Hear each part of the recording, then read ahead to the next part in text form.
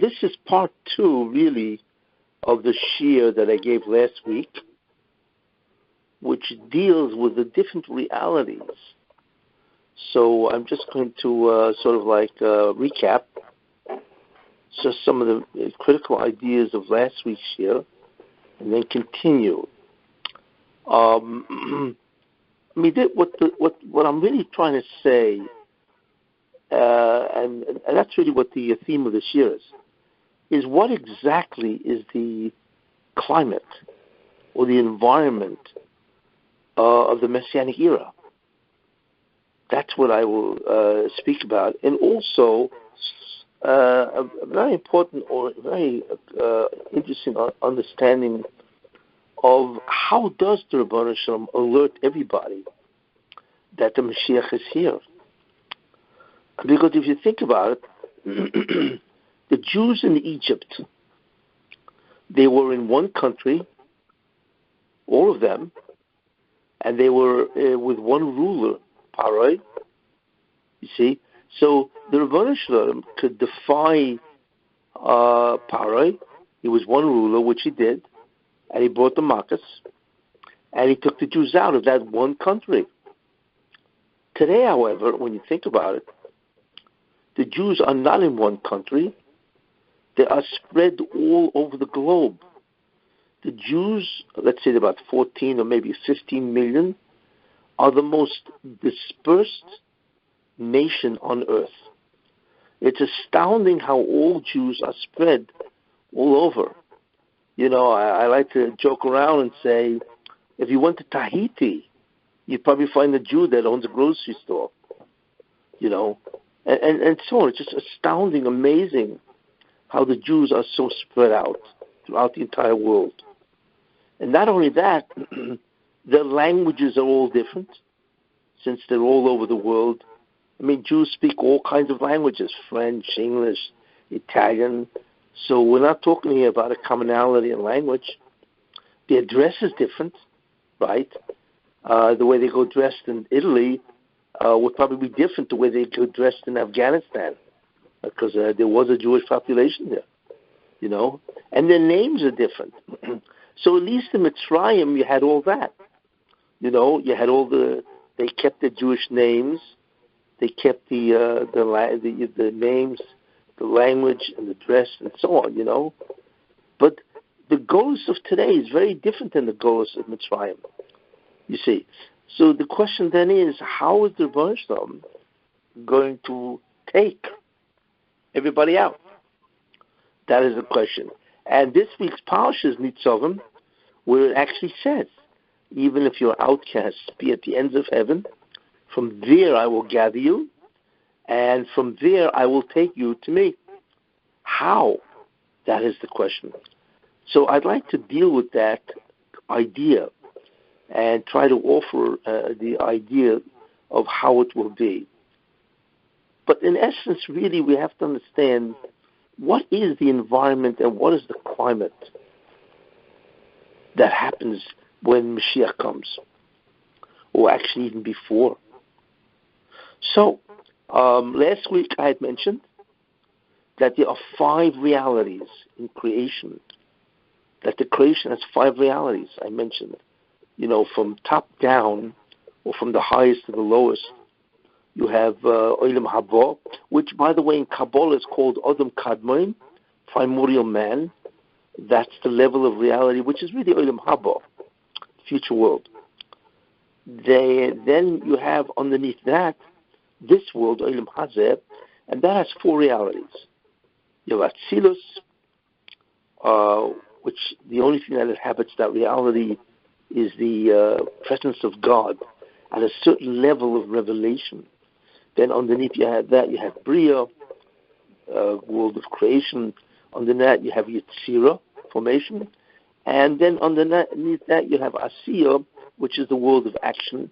And that itself is subdivided into what's called the Olam HaShofel, which is the lower world, which is our world, our physical world. And by the way, that physical world, according to scientists, is 13.7 billion light years. That's called Olam HaShofel, the lower world. you see. But you have that, and then you have what's called the seven heavens, Shivim Rakiyim. But anyway, so that's it. Those are the five realities.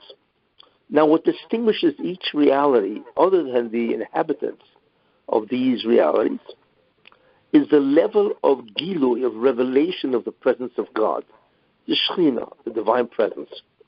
At each different level of reality, right, the presence of the durbanism appears differently. It's the same, obviously the same Shekhinah, but there's a different level of intensity of the Shekhinah, you see. And obviously the highest level of all, which is incomprehensible to us, is Adam Kadmoin, which is Olam Haba. So the presence of God at that level is beyond comprehension. And then in Olam Hazeh, which has four levels, in Atzilus is a very high level, and then it goes low until you get to the Atzilus, our world, where the presence of God basically is absent, and we can only discern God based on His works, what He created. But in any case, so you have that idea. Then I mentioned also that a Jew has a neshama, a soul, which has 5 parts, and each part is connected to one of the realities. So we have the nefesh, which is part of the neshama, right, which is connected to Asiya. And then we have ruach, which is connected to Yetzirah, which already becomes spiritual, you see. And then you have neshama, which is a specific part, besides the collective called neshama. The neshama also refers to a specific part, and that is connected to bria. And then you have chayo. That part is connected to atzilus. And then you have yechidah, which is the highest part of the neshama, and that is connected or linked to Adam Kadmoin, which is Olam Haba. There you are. So you have the 5 parts of the neshama that are connected to the 5 parts of reality. And those are the realities that God created. Okay? 1 of them being the future world, and 4 of them being Olam Hazeh. And these are very important ideas.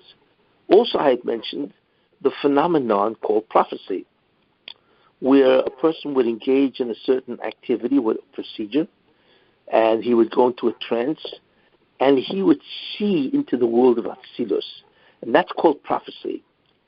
Okay? And all prophets, basically, except the last ones, were able to stand in, at a certain point, it was called as if they were standing in Bria. So therefore, their neshama was activated, you see. That part of their neshama, and they were able to look into Atzilus, you see. And depending on the Navi, he would have a certain distance from looking into Atzilus. And I mentioned Moshe Rabbeinu was the closest ever to see from Bria into Atzilus. Anyway, different Nevi'im saw from different standpoints at a particular place into Atzilus. And finally, Yecheskel, I mentioned, Yecheskel stood in his standpoint was the Olam Yetzirah, but he also could look into Atzilus, but from a very far place, you see. In any case, this is what I mentioned last week, and these are really very important ideas because they give you the feel of all kinds of spiritual phenomenon. Now, all the worlds are spiritual, basically, you see, except Asiya, which is the lowest world. So the Olam HaShofel, or Shofel, which is the physical world, obviously that's physical, which is not spiritual. But spirituality really begins at the level of Yetzirah. Okay, anyway, that's basically the summary of the last year. Now, I had ended the last year, actually, before I forget, I want to dedicate the Shiur. It should be for Aliyas Neshama, an ascent of the soul, of a woman, Rini Molko, Regina Bas Yosef Reuven, that her Neshama should have an Aliyah because of the Shiur itself. Anyway, now, I mentioned last week a very important idea. And from that begins the whole environment of the Mashiach. And that is that the Beis HaMikdash, and there is a Beis HaMikdash L'mayla. In fact, there's a whole Jerusalem L'mayla. But there's a Beis HaMikdash L'mayla that exactly corresponds to the Beis HaMikdash L'mato. Exactly. And what's interesting is that the Shekhinah, I had mentioned two very important points. That the Shekhinah enters the reality based in the Neshama itself. Because it says, V'shachanti b'seicham, and I will dwell in their midst. Not I will dwell in it, the temple, but I will dwell in their midst, which means that the entry point or the portal of the Shekhinah into all the realities is basically through the soul of the Jewish people, the neshama of the Jewish people. And that's a very important idea. Now, the Shekhinah enters into the Beis HaMikdash L'mayla, which is the upper temple, and from that, it goes into the lower temple, which is our temple, and from there it resides, and that is the Shekhinah to us. What happens in the Messianic era, by the way, before Mashiach ben David arrives, when the Mashiach ben David arrives, the Beis HaMikdash is already standing. A lot of people don't realize that. They think that, the Beis HaMikdash is built in the time of Mashiach ben David. Not really. It's built in the time of Mashiach ben Yosef. That's one of his jobs, is to build the Beis HaMikdash. In any case, that is in many ways, a very important idea. But what is the Beis HaMikdash Shlishi? What is the third Beis HaMikdash? I mentioned it is a portal of the Shekhinah to come down to the earth. That's really what it is. Okay? And so what happens is that the upper Beis HaMikdash, which is the Beis HaMikdash HaShlishi, or L'mayla, that itself descends. It becomes physicalized. Yes. So you're actually having the Beis HaMikdash L'mayla, the upper temple, that descends, and that's what they talk about, that the Beis HaMikdash will be built by God. It descends exactly where the Beis HaMikdash used to be, and therefore, it remains a portal for the Shekhinah. But what is interesting is that portal for the Shekhinah, the level of intensity of the Shekhinah is not the level of intensity of the Shekhinah when the Beis HaMikdash was physical, for all the 800 and whatever years. The level of intensity of the Shekhinah in the Beis HaMikdash HaShlishi is the level of Ruach, or rather the level of Yetzirah. We have no idea what that is. We cannot even imagine what is the level of intensity or presence of God as He appears or manifests Himself in Olam Yetzirah, which is right above Asiyah. We do not know what that is. But when that third Beis HaMikdash, with that Beis HaMikdash L'mayla descends to earth and becomes physical, but it remains as a portal, as a gate, through which God now occupies the Beis HaMikdash in Jerusalem. But what is amazing is that the level of intensity of that Shekhinah is the level of intensity that you would encounter in a spiritual world called Olam Yetzirah. You see, that's the incredible thing. So for the first time in history, you can actually feel the Ribbono Shel Olam at a level that no man has ever experienced. You see, remember, it's one thing to be able to become a Novi, a prophet, and to be able to look into higher dimensions, right? And look into what's called the world of Atzilus. which is the highest dimension of Olam Hazeh, of this world. But it's another thing when that itself descends to the earth, and then you are able to experience the Shekhinah at the level of Yetzirah. So we really have no idea what that means. But when you do understand that, there are many things that are answered.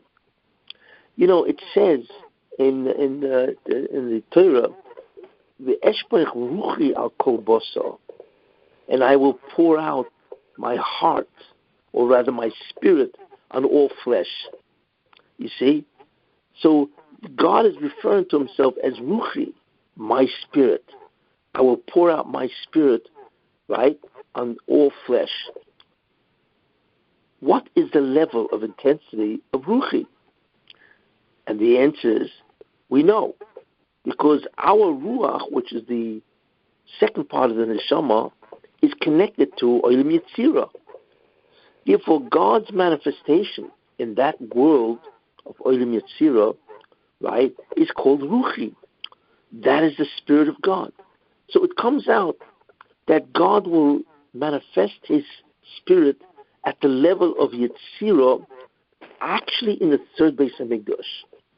And we will experience that. And that's why the Spirit of God at the level of Yetzirah is called Ruchi, you see. In fact, it says that God will appear, lo b'chel, not with strength and might, kim beruchi, but with my Spirit. It refers to the exact same thing. That this is Olam Yetzirah, you see. And therefore, for the first time in history, God's presence at the level of Olam Yetzirah will descend to the earth, to our world, in Yerushalayim, and that will pervade the entire planet, which is really a very, very important idea, you see. Now, it also says, and in the beginning, vibrations, Bereshis bara Elokim, in the beginning God created the heavens and the earth, and then it says, and the earth was unformed and void, empty, right, and darkness was on the face of the deep. Second pasuk of Bereshis, and then it says V'ruach Elokim, and the Spirit of God, Mirachefes, hovers over the waters. And we now begin to understand what Ruach Elokim is. You see, Ruach Elokim, in the normal pshat, is the level of intensity of God at Olam Yetzirah, and that hovered over the face of the waters, you see. But also, as the Baal HaTurim points out, the commentary on the Torah, that the gematria, the numerical value of the letters, Ruach Elokim Rachefes, and the Spirit of God hovers, that gematria, or numerical value, is the following phrase: Zuhi, this is, Ruchoi, the Spirit, Shel Melech HaMashiach. Therefore, we now see, right, that in the Messianic era, the level of God at the level of Ruach, which really is Olam Yetzirah, that will be the climate, the environment, the level of intensity of Mashiach. You see? Because the pasuk, the numerical value is Ruach Hashem, right? Rachefes hovers over the face of the deep. And that is the level of Olam Yetzirah. And that's also gematria, the Mashiach. This is the spirit of the Mashiach. You see? So that level really enters the Mashiach ben Yosef. The Spirit of God, or the Shekhinah, at the level of Ruach, which is the level of Yetzirah. So these are very important ideas, you see. Now, what happens when that comes about? When that happens, that the Spirit of God at the level of Yetzirah enters the earth through the Bayis Shlishi, through the third Beis Hamikdash, you see, what does this mean for us? And the answer is, this is the Or Rishon. This is the first light, or the Or Hagonos, the concealed light, right? Or the Or Mashiach, or the Messianic light. That's really what it is. You see, it is the intensity of the level of God when it is expressed as it is in Olam Yetzirah, right? When that pervades the entire earth, that is the Or Mashiach. Interesting, isn't it? You see, and that's what it means in the Pasuk, in the Novi, Kimolo Oretz Deyo, and the earth will be filled with the knowledge of God as the waters covers the seabed. What is Deyo? What do you mean the earth will be filled with the knowledge of God? Because that knowledge of God is the Or Rishon, or the Messianic light. And that is God in the intensity of Ruach. And that is the presence of Olam Haba, Olam Yetzirah, you see. So we now begin to understand what happens when the Mashiach comes. That we are being exposed to a different level of intensity of God's presence that we never had before. That means the entire earth changes radically. And we have no idea what that means. It's not only that there will be peace on the earth, and as it says in the Novi, the lion will dwell with the lamb or whatever. That's the smallest part. But there will be a level of das, of consciousness that is beyond human imagination. And now we understand something else. We know that on Shabbos we get a Neshama Yisera, which is an additional soul. Now it doesn't say in order to experience the Shabbos. We know that Neshama Yisera. Now it doesn't say Neshama Chadasha, a new soul. It says Neshama Yisera, an additional soul. That additional soul that we get on Shabbos to experience the divinity or the spirituality of Shabbos is your neshama of Ruach. That's why it's Yisera. Because normally our Ruach, our soul, the aspect which is Ruach, it's not open to Yitzira. It's closed. In fact, all four of them are closed. And like I mentioned, prophecy opens up the consciousness, right, between each of these neshama, each of these parts of the neshama. And on Shabbos, what opens up the neshama Yisera is the neshama that all of us have, or the part of the neshama, which is called Ruach. That's what we get on Shabbos. And because we get the neshama of Ruach, right, and it opens up, we can actually experience, although we don't see, we can experience God as He reveals Himself in Olam Yetzirah. And by the way, and that's really, when you think about it, that's really what we experience. And you ever notice when Shabbos comes, for those who observe Shabbos, that's what you have to do as a condition, something feels different. It's like something happens on Friday night that is different than Friday in the day. So there's something that enters the world at that point, and if you observe Shabbos, you actually feel the difference between Friday afternoon or Thursday and Friday night, which is Shabbos. And that is because your Neshama Yisera, which is your Ruach, is now open or conscious of Olam Yetzirah. But the interesting thing about it is that you don't see into Olam Yetzirah, you see, because, so therefore, in a certain way, it's akin to prophecy. But you feel Olam Yetzirah in a mild way, and that's what you feel on Shabbos, you see. It's an incredible gift of God. I once gave a shiur about the payments of Shabbos, and this is part of the understanding, you see.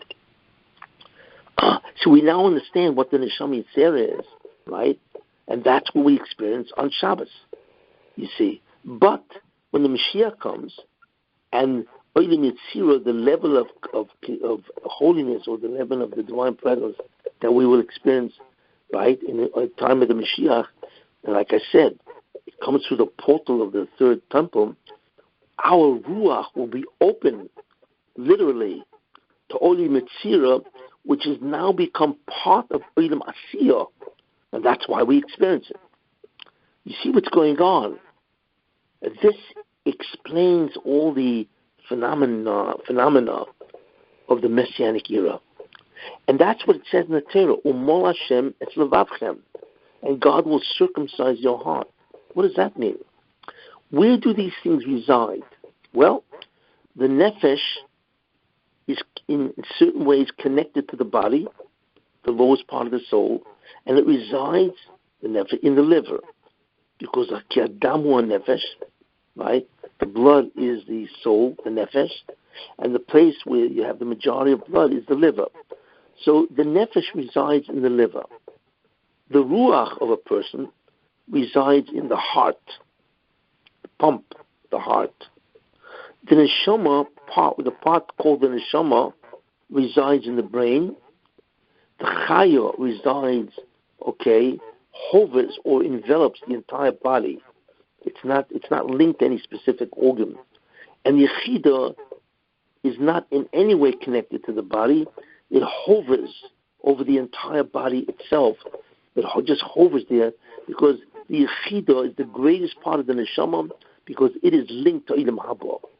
But now it says, we see, Umol Hashem es levavchem, and God will circumcise your heart, right? But wait a minute, what is in the heart? And the answer is, right, in the heart is the residence of Ruach. So when God circumcises the heart, which is the residence of the Ruach, which is part of your neshama, He removes what's called the Zoyama. He removes that blockage. So all of a sudden, your heart, which has in it the residence called the Ruach, actually opens up. And it has now become conscious of what? Of God as Ruchi, which is Olim Yetzira, which again is true, because that's the concept of the third base of Magnus coming down, right, and inhabiting the earth, which means that we get to experience the Ruach, God at the level of Ruach, which we now can experience because God has circumcised and removed the blockage of our hearts, which is the residence of Ruach. You see how it all fits? Because remember, the heart is the Ruach, is the residence of the Ruach part of our neshama. You see, and all of this is really critical. It actually explains exactly what is really going on and so on. What we begin to see is something very interesting, and that is that Asiyah and Yetzirah seem to merge. Normally it is Asiyah, which is the world of Asiyah, which has a certain level of intensity of God's presence, right?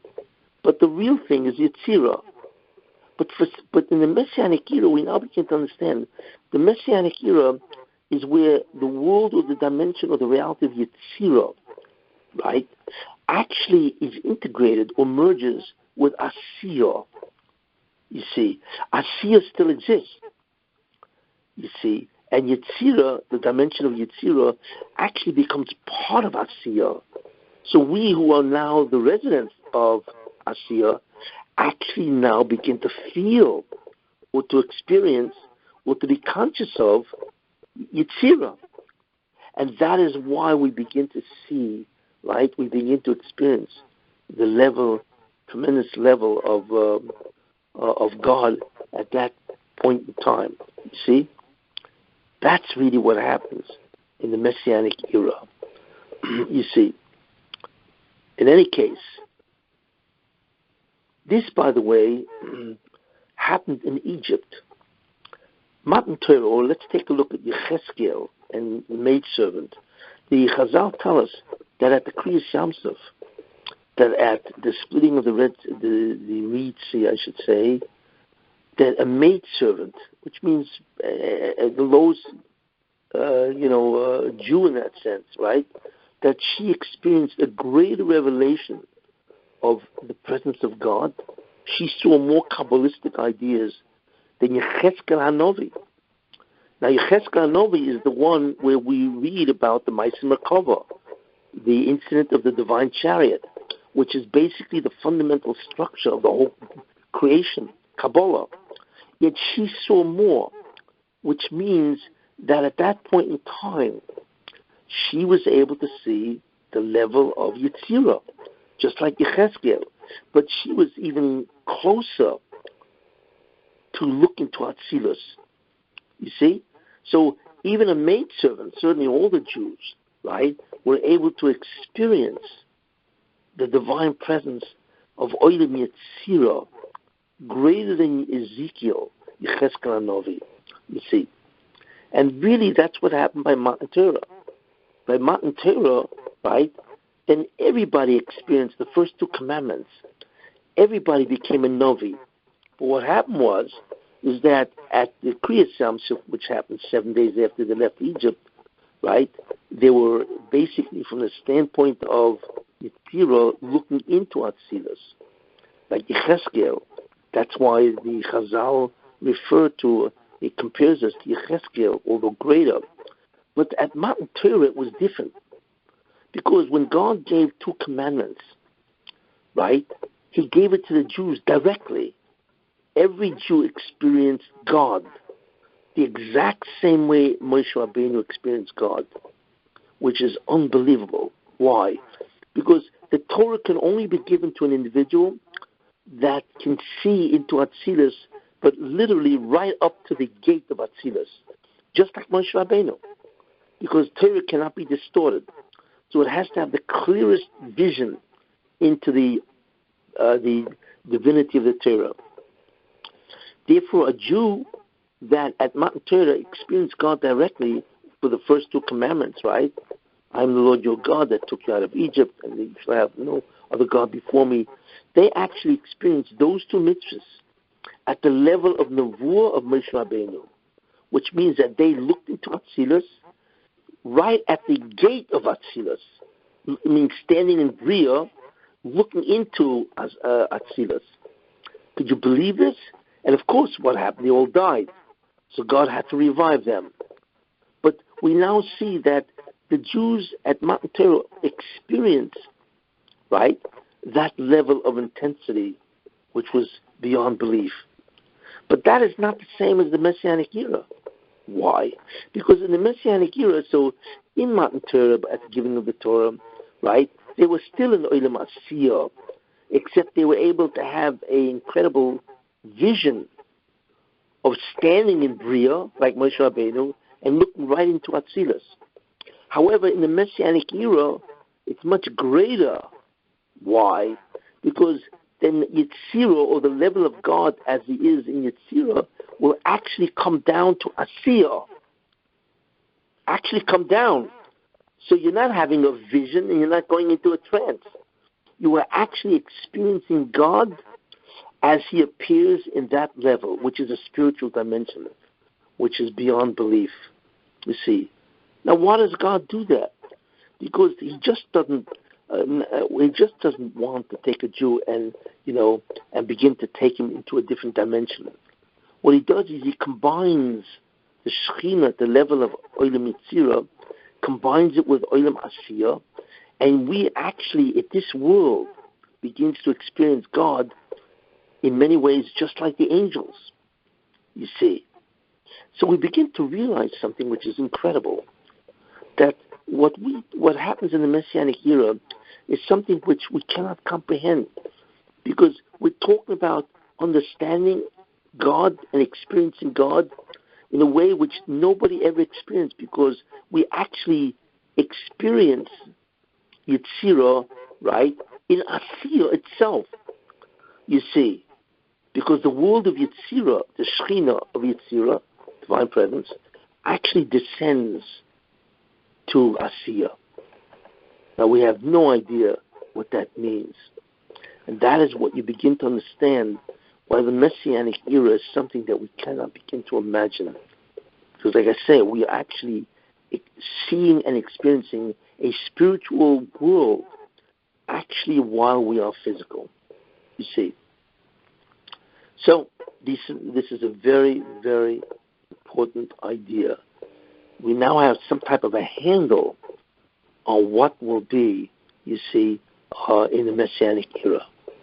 Now that we understand this, we can understand something else.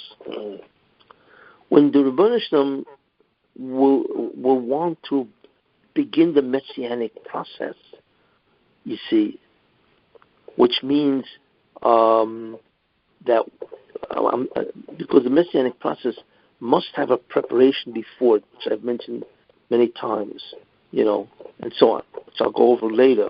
But right now, when finally the Jews, in its Tzavim, which is today's Parsha, when it says that even if you're outcast, be at the ends of heaven, from there I will gather you, and from there I will take you to me. What is that? What that is that all of a sudden, every Jewish person, his neshama, will experience the entry of the Shekhinah through his neshama. Yes.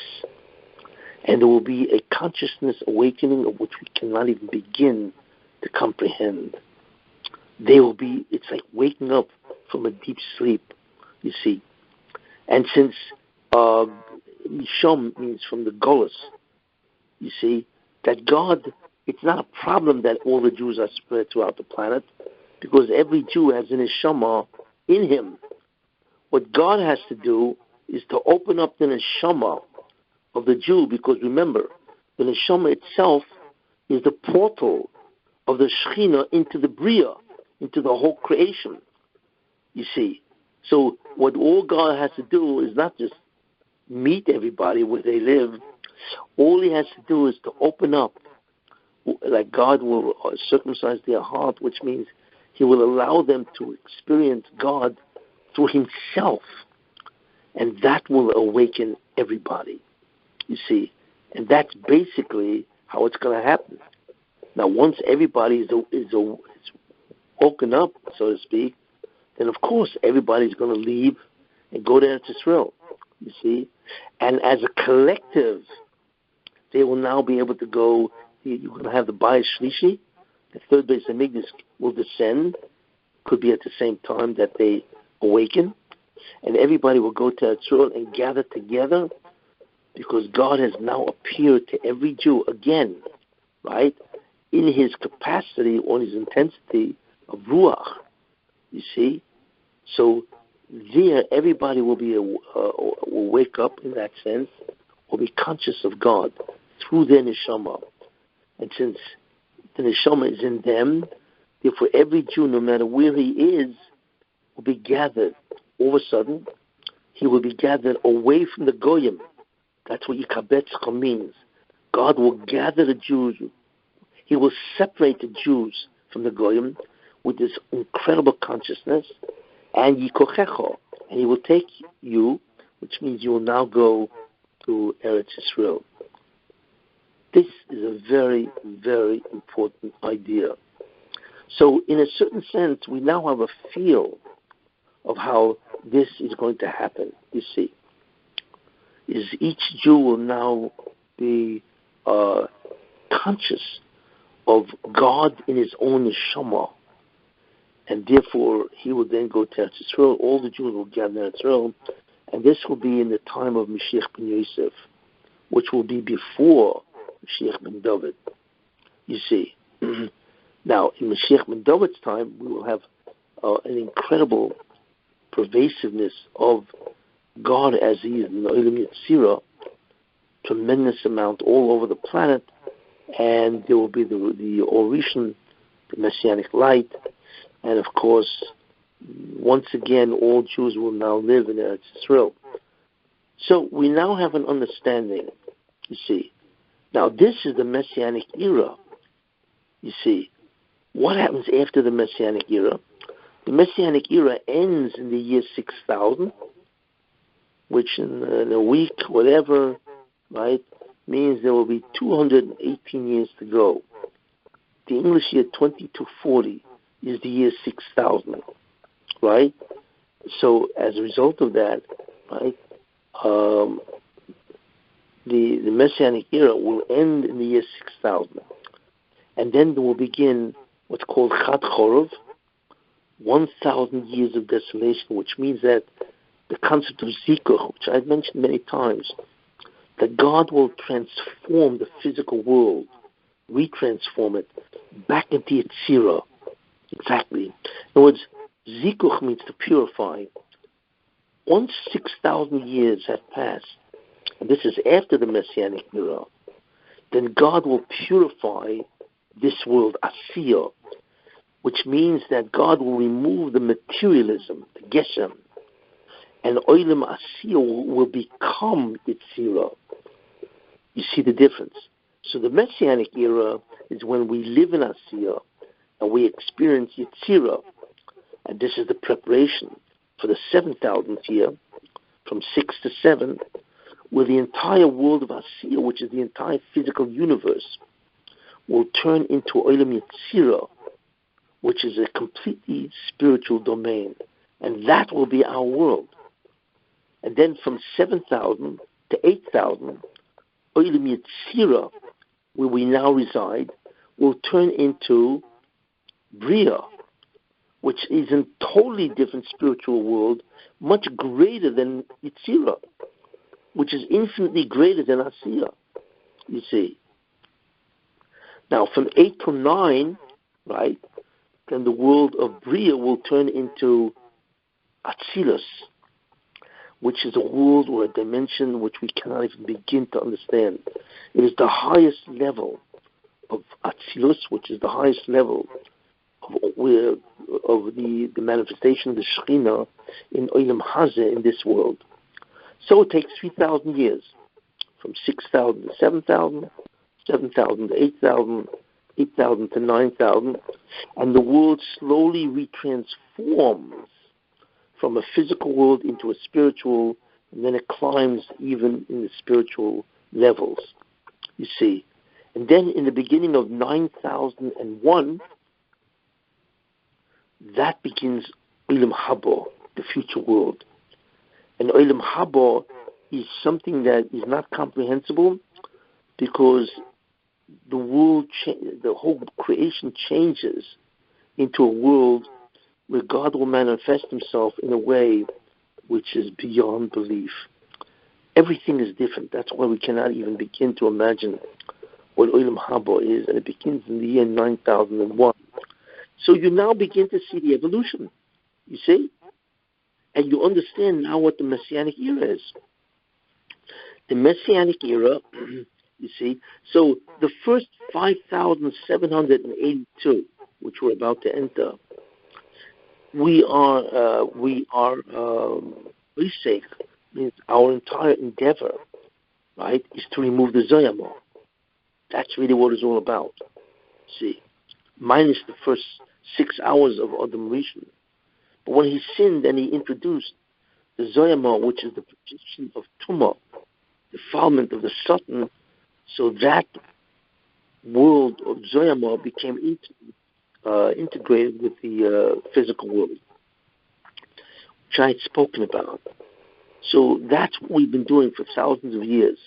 The Messianic era is the merger of Yetzirah, the level of God in that world, with Asiyah, where we are actually living in Asiyah, and we experience the divine, incredible spiritual world of Yetzirah, which is the Messianic light.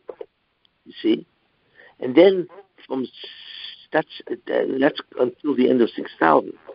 Then we begin to go and retransform. The spiritual world itself is transformed. You see, from Yetzirah to Bria, from Bria to Atzilus, and then in the 9,000th year, Atzilus will become Adam Kadmon, which is primordial man, which is Olam Haba. That type of reality, we have no idea what that means. You see, so you now see what's called the panorama. You now understand what we are doing. You understand the stages of when it occurs. You also understand what the Messianic era really is a merge of Yetzirah and Asiyah to begin the preparation of inhabiting a completely spiritual world, which is Olam Yetzirah, right? And that changes itself. As I said, where God pervades it at different levels of intensity. And we have no idea even what the Messianic era is in terms of the divine presence, Shekhinah intensity, let alone to understand what the upper worlds are.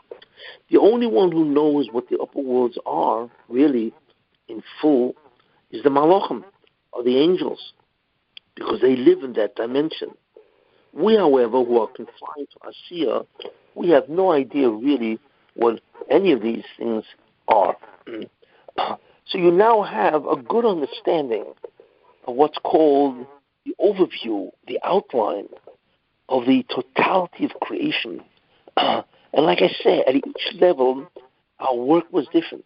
In the first 6 hours of creation, Adam, right, was an Olam Yetzirah. So his job, right, was to do the mitzvah of not eating from the tree, and then he would have changed Yetzirah into Bria.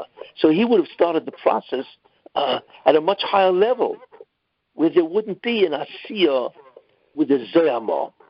But once he sinned, so he introduced Tumah, defilement, satanic defilement, and the world became defiled, it's called the Yetzer Hara and so on. So for thousands of years, since Adam Harishon, which is 5,782 years, we've been trying to rid the world of the Zoyama. See? Now, after that, and hopefully this year he will come, because it's the year of Shemitah, as I mentioned, right? So the Mashiach will come, right? And he will remove the Zoyama. And now you understand why there's no Satan. How does the Mashiach ben David kill the Satan? Or rather, why? And the answer is because the Satan can only exist in a world that's only Asiya, this world. But once the divine presence is revealed, as he is revealed in Yetzirah, which is the world, the next world after us, then the Satan does not exist. He is killed, because he cannot exist in a world which is pure spirituality. And that is why Mashiach ben David kills, or I should say removes, the Satan. And there is no defilement, you see, and therefore there's no tumah, you see, which is incredible when you think about that. There's no tumah, right? There's no death, there's no disease, because all death and disease is the result of the tumah, the zoyama invading the physical body and ultimately causing sickness and death and decomposition and so on. But in any case, you now understand why the Satan dies. Because the Satan cannot exist in a world that has Yetzirah mixed in with Asiya. You see? Because in essence, the Messianic era is the same type of era as Adam Harishon, the first man, was before the Chet. So that's really what the Messianic era is. We now return to a level that Adam Harishon lived in before he sinned. You see? Which was a level of Yetzirah, you see? And that's what he lived in. We, however, made it much worse by bringing the Zoyama into this world. So we got to get rid of it. See? So if you think about that, the Messianic era is what's called the beginning preparation for the transformation, the retransformation of the world from a physical to a spiritual entity by not only the removal of Zoyama, which is the defilement or pollution of the Satan, but it's also the beginning of the purification of spirituality itself, you see. That's really what the Messianic era is all about.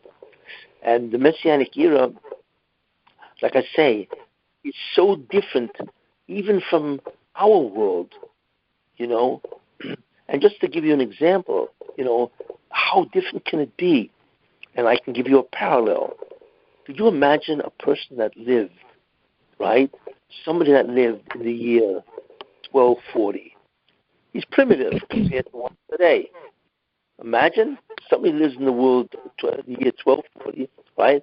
Could you imagine if you took this person and you brought him to 2021? What would he do? He'd have a heart attack. He could never assimilate the unbelievable cosmic change of the world. He has no conception of what a world, even in 2021, from the world of 1240. You see, Same idea. See, that we have no conception of what the world will be when the world of Yetzirah, where the presence of God as He manifests Himself in Yetzirah, actually merges together with Asiyah. We have no conception. And God does that, obviously, in a gentle way, or else everybody would die, which is exactly what happened by the giving of the Torah, Matan Torah. Everybody died. And because they experienced that type of nevuah, which was something beyond imagining. Only Moshe Rabbeinu could survive because he was used to experiencing God at that level. You see, but the Jews who experienced God in Matan Torah wasn't, and therefore they all died. The only thing to consider, which is very important, is that God will not do that unless He prepares the Jews. God is not going to give a consciousness to Jews. When most Jews are gone, 11 million Jews are gone. And even today, people, how much really do they know?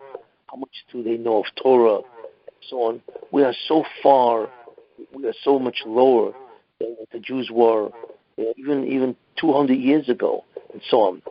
So God will not bring that type of consciousness to people that are completely removed. It's like somebody who has a filthy suit. You cannot bring him in front of the king. You see, it's like Yosef HaTzadik when they took him out of prison. You know, it said they took him, they changed his clothing, gave him a bath and all that. Because you can't stand up para at the dungeon, at the level of dungeon. See, so that will happen also. Before God can actually do that, they had to give them the consciousness of the Mashiach, or the consciousness of the Shekhinah at the level of Yetzirah. You have to elevate the Jews. How is He going to do it? What is really unknown. But I believe that what can serve that purpose is the concept, and I mentioned this many times before, is that each Jew will know and learn Mishnayos Be'iyun. Because if you learn Mishnayos Be'iyun with depth, that is equivalent not only to learning, but to doing, as I mentioned. Learning Mishnayos is equivalent to actually doing it, and so on. And like I mentioned last week, that the word Mishnah itself is the word Neshama, the same letters as the word Neshama. And besides, the word Mishnah means Mishaneh, that there will be a change. To who? To the Neshama. But at what level? So the word Mishnah also has the same concept of Shem Hashem, the name of God, Nun, at the level of the 50th level of the holiness, which is the Orishan, by the way, because that's what the 50th level is, and so on. So this ultimately is basically what's going to happen, and these are the things that have to take place.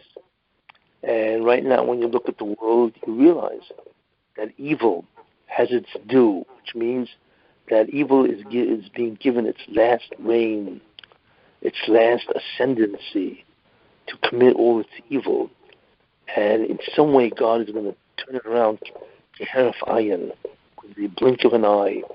He will turn it around, and then all of a sudden, the whole Messianic process will move forward again, as it did before. And it stopped, as I mentioned. It will move forward again, and therefore the Jews will be redeemed.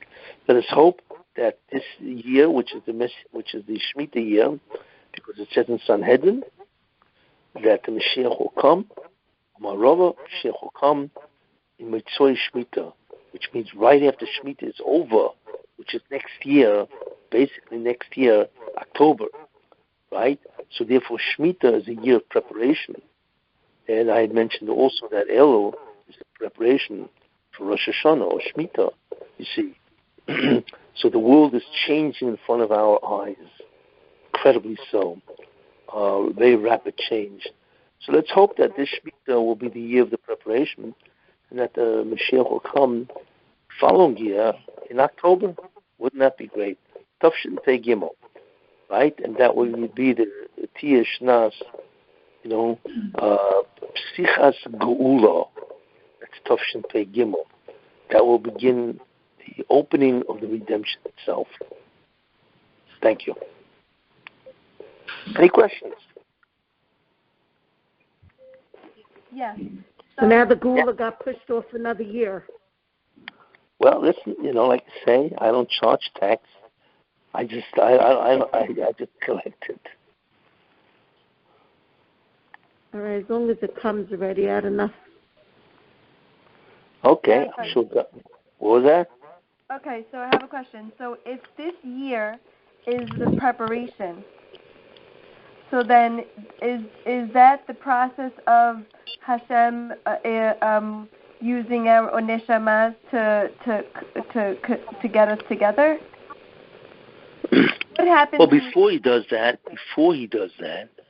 look, he's not going to put that type of consciousness in a person that will kill him. It killed the Jews who already were prepared because of Egypt, the plagues, the 10 Makkahs, and they were already prepared because of the Kriyas Yamsuf.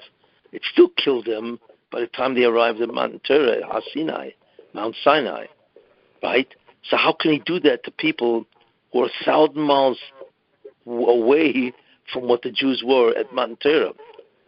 Therefore, there has to be a tremendous surge forward of the Jews returning to do the mitzvahs, to learn the Torah and to do the mitzvahs.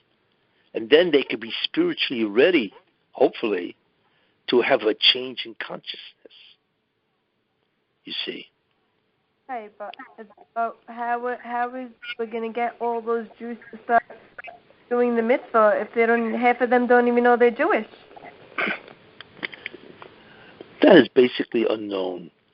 But it will happen from V'eshpech Ruchi, and I will pour out my spirit. No, it's not going to happen in a way which we can predict, which can be natural. It has to happen in a supernatural way. Look, the redemption is supernatural because it's a change of the cosmos. It's a cataclysmic event that never happened before. Just like Egypt. Egypt never happened before. Who ever heard of the Nile River turning to blood? The whole thing was supernatural. And the Geula, the redemption, be much greater supernatural. The redemption is not going to be natural. It may start off in a natural way, but ultimately it's going to be supernatural, just like Egypt. Remember, it says, behold, I will redeem you, the latter one will be like the first. Just like the first was supernatural. It was extraordinary, right? The whole nature was violated again and again. That's what's going to happen with the Messianic approach. Same thing. But it's going to become even greater because the redemption is the greatest moment in the universe. So how it will happen, we don't really know. But it will be supernatural. And because it is supernatural, the Jews will be able to awaken and return. So this year is going to be the year of supernatural because that's what's going to cause all of us to wake up and turn back to Him. That is very possible, yes. That is very possible. Correct. So now the Jews in Matan Torah, they died because they weren't able to accept the level of consciousness of Olam Yetzirah? No, they were not able to. It's the shock to the system of experiencing God, the way Moshe Rabbeinu experiences God, was overwhelming, and they died. In many ways, it was like Ben Azai.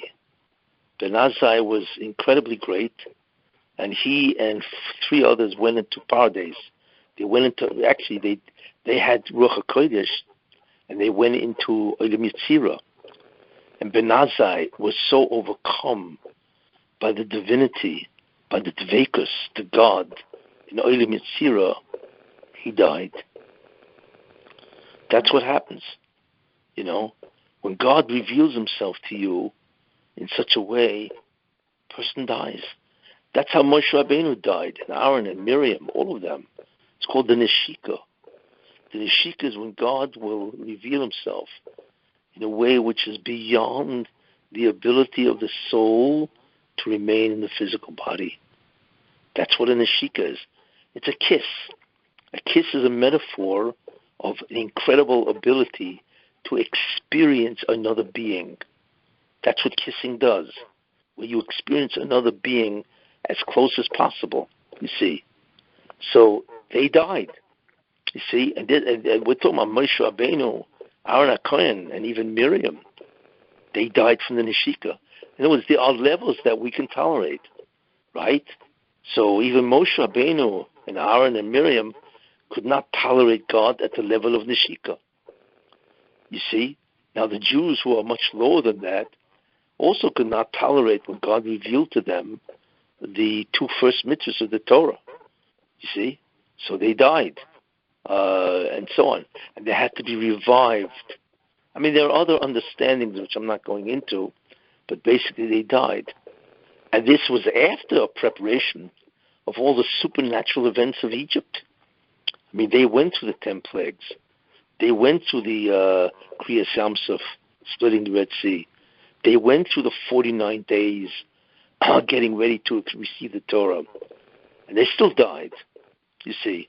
We, who are a million miles away from what they were, everybody would drop dead.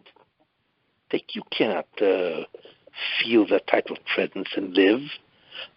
So at least what God has to do is at least get the Jews to the level of doing mitzvahs, to again believe in God, have emunah bitochen, but to know the Torah, because that's the only way to be able to survive. To be able to withstand the unbelievable tidal wave of Kedusha, you see. So that's going to happen. How that happens, we don't know. But that itself will be supernatural. I'll tell you one thing, when it does happen, you will know. Okay, so when we're going to have Techiyat HaMetim too, and we're all going to die, so are we going to, is that same process going to happen to us, where we're going to experience the revelation of God, where it's going to come consuming, and then we all die, and then that's when Techiyat HaMetim begins? Actually, what you're asking is a very good point. It's not clear if everybody dies naturally, or do they die because the experiencing of God is so great, and that's why everybody dies. You see, it's not clear.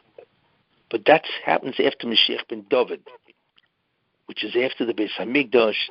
It's after Mashiach ben Yosef. It's after the war of Magog. It's after, it's after everything, actually, So that's not clear. What causes the death? You see, but they have to die to be able to get rid of the Zoyama in the physical body. And they die, and they lie for 2 hours, and then they get up with a new body without Zoyama, you see. So that's technically in 8 years from now. Well, yeah, could be. Could be less. Oh, it could be less. Yes, it could be less. Techiyat takes 210 years? What was that? Didn't we say that Techiyat HaMetim takes 210 years? Yes, once it begins, it takes 210 years to unfold until the last person gets up. Right. Yes. So now, does your level of revelation of God during this process, is it according to your the way you kept Judaism throughout your life and kept mitzvah, or does everyone get the same amount of revelation of Hashem and the Shekinah? Can you repeat that? Okay. When Hashem does reveal himself through Olam Yetzirah into this world, does everyone get the same revelation at the same level, or are people who are more religious and more observant, they get more of a revelation than a person who wasn't? I would imagine that it's different, because everything is based on the level of religiosity of a person. Even if it's not Olam Haba, for instance, Gan Eden. Gan Eden is not Olam Haba. Gan Eden really is Olam Yetzirah. But everybody there is receiving the reward in the same proportion as their religiosity. So therefore, when they do, but there's a certain minimum. So therefore, over here, by when people do receive in the Messianic era, it'll be probably the same thing. But there will be a minimum, of experiencing God. But probably people who are devoted their lives much greater to religiosity will, I'm sure, experience God in a greater way.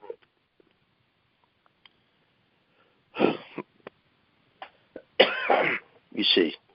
So when you gave the pasuk that Hashem is going to circumcise the heart, and then through that the Ruach is going to come, and then we're going to be able to experience Him. You said that He's going to remove the blockages first, and He's going to remove the Zohama.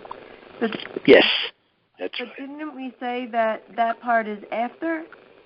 Because Techiyat HaMetim basically is when we remove the Zohama. But we isn't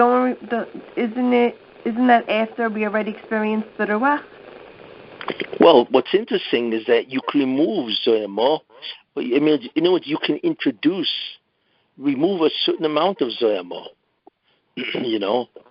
That's why you have the concept called the mikveh, because that removes what's called surface Zohama. That's really what Tumah is. But I thought you have to die to remove the Zohama. What was that? I thought you have to die to remove the Zohama. Yeah, you have to. Let's look at it this way. Every human has Zohama. It's integrated into the physical world, into your flesh. Okay? So that's what's called the major concentration. That cannot be removed until death. However, there is a thing called surface Zohama, and that is Tumah. Can be removed with the mikveh, you see, or the paraduma. So what's going to happen is, you're going to have a removal, on the surface, but the real removal, the complete removal of the Zohama will happen later on. You see. So there are different stages of removal of Zohama. You see. So this year could be the beginning of the removal of the Zohama? Yes. Really? Yeah. Look, it has to happen at a certain time. And when it does happen, it's supernatural. We're not looking at an ordinary event. And I believe it'll happen as soon as evil has its due, which means right now evil claims, the Kitrugim prosecutions claim, hey, the Jews sinned tremendously, and therefore we have a right to dominate. So God says, fine. So we are watching incredible evil dominate. I mean, just take a look what happened recently with Afghanistan. We now have the possibility where all the terror organizations are now rejuvenated. I mean, they're all celebrating, whether it be Iran, right, whether it be North Korea, China, right, China and Russia. They're going wild. Because they see this as an incredible, strengthening victory of their ability to destroy the world or to dominate the world. So the world has now entered, because of this guy Biden, the world has now entered a much worse state of evil where they can really harm people, So it's not just Afghanistan, slaughter the Afghanis. What they're going to do is now they can come to America and pull off another 9/11. And so on. I mean, we have not even begun to see what Biden has unleashed on the world. That's why what he did is catastrophic. But putting Biden aside and his administration, the real concept is that evil has now grown tremendously in its ability to dominate and to destroy. And this is all part of the kitrug, the prosecution against, the world and the Jewish people. So that has to be satisfied, like one said. Justice has to be satisfied. Once it's satisfied, it's immediately destroyed. God does not play around with evil. He gives it its due. He gives it what it deserves because of the sins of the Jewish people. Then as soon as they are satisfied, justice, he immediately annihilates, obliterates, eradicates evil. But we don't know when that, we do not know when that time is. You see. But it's coming. Just hang in there. So, Rabbi, I have a Yes. question. Yeah? So, is it possible that we sort of got a glimpse or a little, you said that maybe something started to happen, and then we got set back? And if that happened, then is it possible that we had some sort of an experience?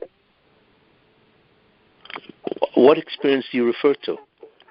When you were saying that it seemed like the Geula was starting a little bit, and then maybe we got a setback. Yeah. And now it's not really where. So I don't understand what your point is. What was that? So what was it that we experienced when the Geula was starting? Oh, I see what you're saying. I mean, why did I say? And because the answer to that is Trump, because Esav does tshuva in the end. It's not Trump, it's Esav, which I went to I have a whole shiur on that Esav in the end does tshuva, and he returns to being Rav Ya'avoy Tzoya, the older will serve the younger. And therefore God allows him, because he almost did tshuva, to assist Yaakov, to do tshuva, and so on. And that's exactly what Trump did. He restored major portions of Israel to the Jewish people. And then he was kicked out. So the process really begins in many ways with Trump. Because the process I mentioned begins because the world has become incredibly defiled and degraded, which I mentioned because of the Supreme Court's decision that gender, you cannot discriminate against gender. So we're looking at the Mabel all over again. I've given shiurim on this, so it's all recorded. But that's what I meant. So, Rabbi, Okay. you wanted me to remind you of to tell the audience what to pray for on Rosh Hashanah. Yeah. So I gave a Rosh Hashanah shiur, and what the gist of that shiur was is that it's an evaluation of the tikkun process, and therefore that tells you what to pray for. You see, it's not that God is judging you personally, which He is, but that's because you contribute to the advancement of the tikkun process. But the real concept is the tikkun process. God has to decide how to advance that, the rectification of creation. And each of us plays a part. So, therefore, the major prayer that you have to say is not so much, well, please God, give me long life and give me parnasa and health and shalom bayis, and my kids, nachas and so on. Those are personal wishes. What really could or should influence God is where you say, let me, please, give me the wherewithal to advance the agenda of God, to advance tikkun. That's really what's in consideration on Rosh Hashanah. You see, it's not that you're asking for something personal, but you are asking that you should have all these good things, and that they will enable you to do the tikkun process, which is the purpose of God. It's the agenda. Now that's a winning argument. So that's the first thing. The second thing I would recommend, so that's the first argument that you should present. And as far as I'm concerned, it's essential, because that's what happens on Rosh Hashanah. The second thing is where you would say to Rabbi Shalom, please, do not look at my sins, do not look at my mitzvahs. Don't look at any of my merits or demerits at all. Just look at me and you love me. And just based on that love, let me be able to survive and flourish, and it should be a great year. Just because you love me and I love you. So you're not asking God to give you a good year because of your merits, your mitzvahs. Because, what mitzvahs do we really have? And what happens if they're insufficient? So the way to do this is to say to the Rabbi Shalom, please, don't look at anything. Do not look at, any type of, like I say, merits or demerits, mitzvahs or sins. Just look at the fact that you love me, because that's what you say. Because God, your God, loves you, and I love you, and give me the wherewithal to serve you, right? And to, in some way, advance the whole process of tikkun. And you could say whatever you want, that God should give you the ability to bring other Jews back, or to help other Jews, but more specifically, to promote the existence and the belief in God throughout the world, or throughout your neighborhood, or your friends, your family, and so on. And that would seem to be the most convincing argument that you can present to God, both of these ideas. You see? Beautiful. That's what I would say. But remember, the reason why I say that is because it's based on what Rosh Hashanah is really all about. That's the mistake that people make. The greatest argument is when you say, let me advance your agenda. You see, let me advance your agenda. Because it's very interesting. Many times a person does not deserve to live, for whatever reason. But God lets him live. You know why? Because God sees that he could bring Jews back. He can advance the tikkun process. And in the end, that's the major emphasis of God, is that the tikkun, that the world should be rectified. So he will actually give life to somebody, right, that really doesn't deserve to live. But because this person is in concert with the tikkun process, which is the agenda or objective of God, God gives him life. And more than that, he allows him to flourish. In other words, what you're doing is you are putting the interest of God before your own. And that's the argument you're using to be able to survive and flourish and have all kinds of simcha in your life. You see what I'm saying? And you can only do that because you understand what Rosh Hashanah and Yom Kippur is really all about.